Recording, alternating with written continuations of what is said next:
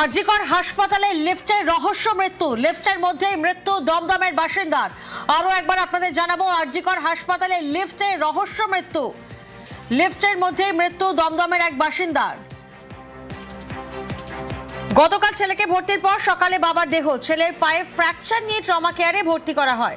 গতকালই ছেলেকে ভর্তি করা হয় আর আজ সকালে বাবার দেহ আরজিকর হাসপাতালে লিফটের মধ্যে রহস্য মৃত্যু, লিফটের মধ্যে মৃত্যু দমদমের বাসিন্দার।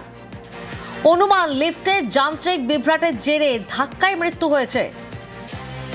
দমদমের বাসিন্দা, লিফটের মধ্যেই আচমকা মৃত্যু। আরজিকর হাসপাতাল, যেখানে লিফটের মধ্যেই রহস্য মৃত্যু। গতকালই তিনি হাসপাতালে ছেলেকে ভর্তি করান, কারণ ছেলের পায়ে ফ্র্যাকচার, তাকে ট্রমা কেয়ারে ভর্তি করানো হয় এবং গতকাল ছেলেকে ভর্তির পর আজ সকালে বাবার দেহ।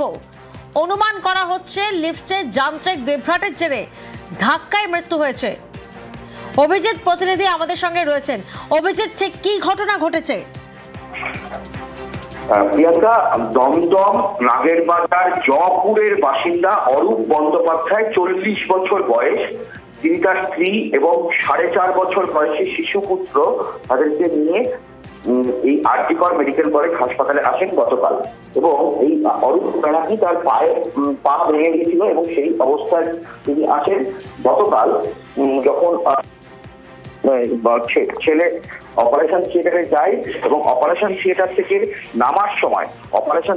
নামার সময় অরূপ ব্যানার্জি তিনি লিফটের ভিতরে আটকে যান এবং যেটুকু জানা যাচ্ছে যে লিফটের কোনো যান্ত্রিক ত্রুটির কারণে লিফট ওপর থেকে নিচে নামার সময় সেখানে প্রচন্ড ঝাঁকুনি হয় এবং সেই ঝাঁকুনিতে অরূপ বন্দ্যোপাধ্যায় তার মাথায় আঘাত লাগে এবং কিছুক্ষণ বাদে আরজিকর হাসপাতালে উপস্থিত থাকা যে কেন্দ্রীয় বাহিনীর জওয়ানরা এবং পাশাপাশি চালা থানার পুলিশ কর্মীরা অরূপ ব্যানার্জিকে উদ্ধার করে এবং দ্রুত এমার্জেন্সিতে নিয়ে গেলে তাকে মৃত ঘোষণা করা হয়। এবং এই ঘটনায় এখনো পর্যন্ত একজন লিফটম্যানকে চালা থানার পুলিশ আটক করেছে, এমনটাই জানা যাচ্ছে যে ওই লিফটম্যান মদ্যপ অবস্থায় ছিল, এমনটাই জানা যাচ্ছে। তবে এই ঘটনা তদন্ত নির্দেশ দিয়েছে আরজিকর মেডিকেল কলেজ হাসপাতাল কর্তৃপক্ষ। অভিজিৎ, যে সময় এই ঘটনা ঘটেছে সেই সময় তিনি কি লিফটে একাই ছিলেন? একদমই ভোর 4:05 নাগাদ এই ঘটনা ঘটেছে। আজকে ভোর 4:05 নাগাদ এই ঘটনা ঘটেছে এবং অত সকালবেলা ওই সময় তিনি এই অরূপ ব্যানার্জি তিনি লিফটে একাই ছিলেন, এমনটাই জানা যাচ্ছে।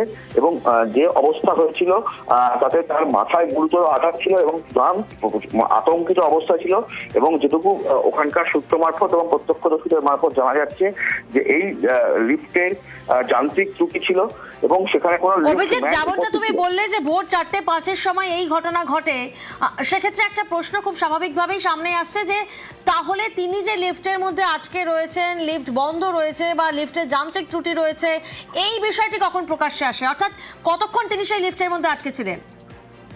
বেশ কিছুক্ষণ তিনি লিফটে আটকে ছিলেন, কারণ ওই সময় তিনি বারবার চিৎকার করেছিলেন। নিঃসন্দেহে বাঁচার জন্য তিনি হয়তো চিৎকার করেছিলেন, কিন্তু কেউই কোনো রকম ভাবে এগিয়ে আসেনি।